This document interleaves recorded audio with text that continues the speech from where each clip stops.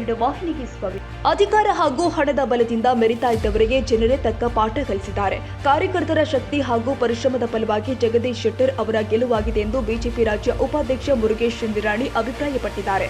ಬೆಳಗಾವಿ ಗ್ರಾಮಾಂತರ ವಿಭಾಗದ ವತಿಯಿಂದ ಶುಕ್ರವಾರ ಜಿಲ್ಲಾ ಕಾರ್ಯಕಾರಿ ಸಭೆಯಲ್ಲಿ ಮಾತನಾಡಿದರು.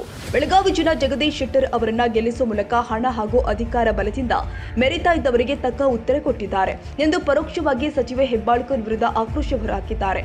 ಸಂಸದ ಜಗದೀಶ್ ಶೆಟ್ಟರ್ ಮಾತನಾಡಿ, ಬೆಳಗಾವಿ ಜಿಲ್ಲೆಯ ಸಮಗ್ರ ಅಭಿವೃದ್ಧಿಗಾಗಿ ಶ್ರಮಿಸ್ತೀನಿ. ಈಗಾಗಲೇ ಹಲವು ಅಭಿವೃದ್ಧಿ ಯೋಜನೆಗಳ ಬಗ್ಗೆ ಕೇಂದ್ರ ಮಂತ್ರಿಗಳ ಜೊತೆ ಭೇಟಿಯಾಗಿ ಮಾತನಾಡಿದ್ದೇನೆ. ಜಿಲ್ಲೆಗೆ ಹೊಸ ಯೋಜನೆಯನ್ನ ತರಲು ಪ್ರಾಮಾಣಿಕ ಪ್ರಯತ್ನ ಮಾಡ್ತೀನಿ ಎಂದರು. ಸಂಸದ ವಿಶ್ವೇಶ್ವರ ಹೆಗಡೆ ಕಾಗೇರಿ ಮಾತನಾಡಿ, ರಾಜ್ಯದಲ್ಲಿ ಕಾಂಗ್ರೆಸ್ ಸರ್ಕಾರ ಅಧಿಕಾರದಲ್ಲಿ ಇದ್ದರೂ ಕೂಡ ಲೋಕಸಭಾ ಚುನಾವಣೆಯಲ್ಲಿ ಬಿಜೆಪಿ ಮೈತ್ರಿಕೂಟ 19 ಸ್ಥಾನದಲ್ಲಿ ಗೆಲುವು ಸಾಧಿಸಿದೆ.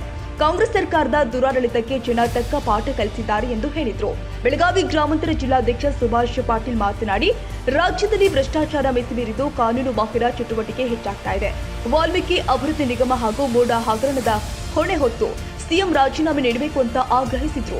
ಈ ಸಂದರ್ಭದಲ್ಲಿ ಬಿಜೆಪಿ ರಾಜ್ಯ ಉಪಾಧ್ಯಕ್ಷ ಅನಿಲ್ ಬೆನಕೆ, ಸಂಸದ ಈರಣ್ಣ ಕಡಾಡಿ, ಮಾಜಿ ಸಂಸದೆ ಮಂಗಲ ಅಂಗಡಿ, ಮಾಜಿ ವಿಧಾನ ಪರಿಷತ್ ಸದಸ್ಯ ಮಹಾಂತೇಶ ಕವಟಗಿಮಠ, ಮಾಜಿ ಶಾಸಕರು ಆದ ಸಂಜಯ್ ಪಾಟೀಲ್, ಜಗದೀಶ್ ಬೆಟ್ಟಗುಡ್ಡ, ಮಹಾಂತೇಶ ದೊಡ್ಡಗೌಡರು, ವಿಶ್ವನಾಥ ಪಾಟೀಲ್, ಅರವಿಂದ್ ಪಾಟೀಲ್, ರತ್ನ ಮಾಮನಿ ಸೇರಿ ಅನೇಕರು ಉಪಸ್ಥಿತರಿದ್ದರು.